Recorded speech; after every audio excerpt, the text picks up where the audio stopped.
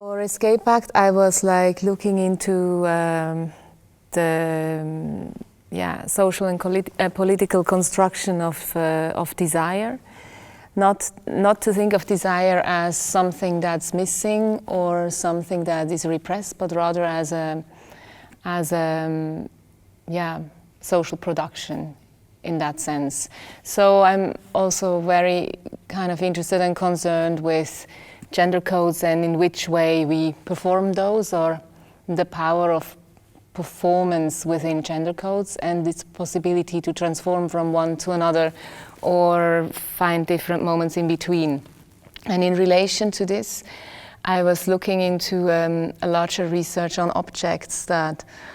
are in some way functioning in a prosthetic idea to the body or an extension for the body to enhance certain possibilities or capacities to either catapult the body into a different sphere or space or into a different age class or into a different physicality, also into a different emotional state. So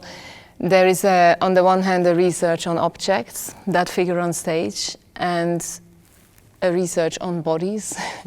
and bodies through different ages. So the cast of people, and it's 7 people on stage, is from 20 years old to 80 years old, and in between a variety of differences.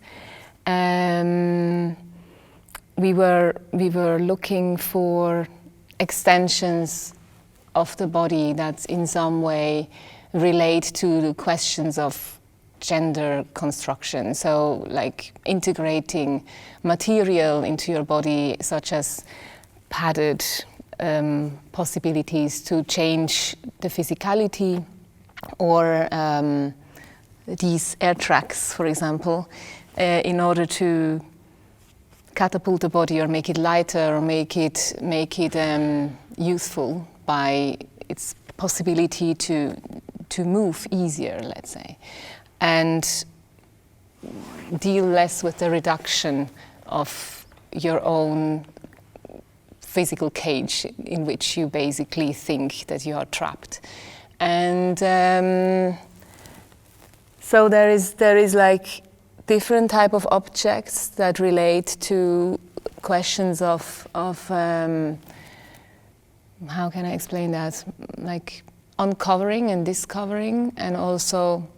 hiding a certain identity or hiding a certain notion of what they are. So I'm dealing with this with regard to color codes as much as with regard to shapes and composition in space. The work Escape Act is mainly a performance piece that has been produced for PACT Zollverein. It also, however, comes as a larger body of work that I'm working on, related to an exhibition in Paris called An Ideal for Living. And inside the exhibition, the research on objects is further explored into objects of desire and also into impossible objects in some way, or objects that are sort of produced in order to prevent you from emergency situations, to prevent you from dying, and are designed to help you in emergency situations, yet at the same time they figure, their design is made in such a way that you have almost no access to them. So you, for example, would see an emergency glass hammer that is designed in order to smash glass in an accident or in a car accident, for example, but the way it presents itself is so complex that you don't even know how to take it out of its package in some way. So, and the package itself becomes again an object of its own, or something that is designed in order to protect the object that is supposed to protect you from dying, and so on. So there is like all kinds of complicated translations related with regard to the questions of the body, or the questions of the state of the body, or the state of your age, or the state of an object, that are in relation within this work, and that are in a strong dialogue with each other.